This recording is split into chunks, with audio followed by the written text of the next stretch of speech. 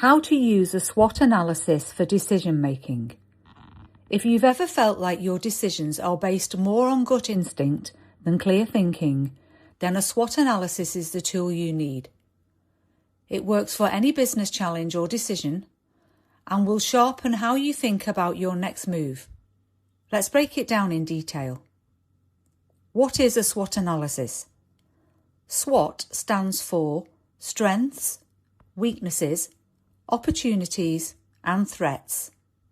The key thing to understand is the axis. Strengths and weaknesses are internal. They're inside your business.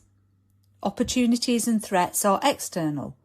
They come from the market, the economy, your competitors. You're not just listing things randomly.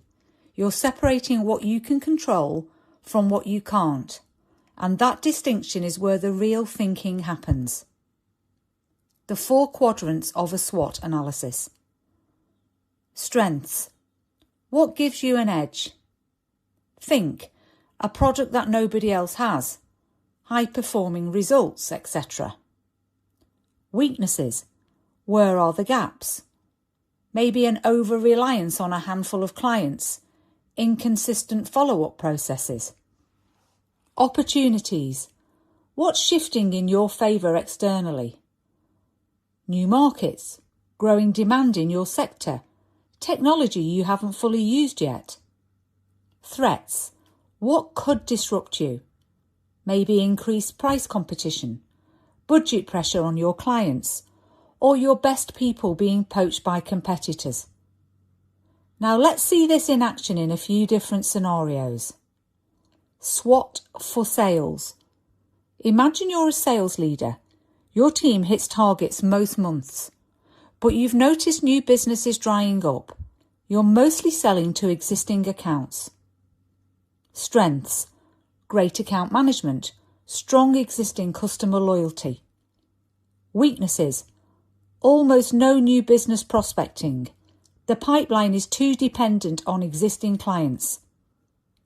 Opportunity. A competitor has just exited your market, leaving their customers without a supplier. Threat. Your pricing is being undercut by a cheaper online alternative. The SWOT tells you to double down on your prospecting now, while the competitor gap exists, before the price threat gets worse. That's your priority. SWOT for business strategy. Now let's say you're a business owner reviewing your strategy for the next 12 months. Strength. You have a loyal client base and a strong reputation in your niche. Weakness. You're too reliant on one geography or one sector. Opportunity. Demand is growing in an adjacent market where your skills transfer. Threat. Economic pressure is making your clients cut budgets. The SWOT tells you, diversify. Move into the adjacent market before budget cuts hit your core clients harder. Use your reputation to open doors somewhere new. SWOT for leadership. A SWOT isn't just for business strategy, it's also a great tool for leaders, and it's a brilliant tool for individual development too. Strength. You're a strong communicator and your team trusts you. Weakness. You often avoid difficult conversations. Performance issues get left for too long. Opportunity. Your organisation is investing in leadership development right now. Threat. 2 high performers on your team are showing signs that they are disengaged. The SWOT is telling you to use the development investment to build your confidence with difficult conversations before you lose the 2 people that you can least afford to lose. What to do next?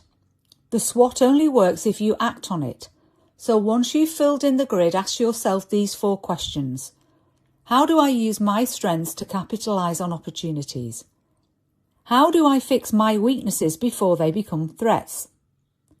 What's the one priority this analysis is pointing me to? A SWOT isn't a one-off exercise. The best leaders, the best sales teams, the best business people, they revisit them on a regular basis. So, pick your challenge, fill in the grid, and let the thinking do the work. If you found this video useful, why not drop a like or a comment below? Or even better, subscribe to our channel so as not to miss other videos. We also have over 500 free resources at salestrainingint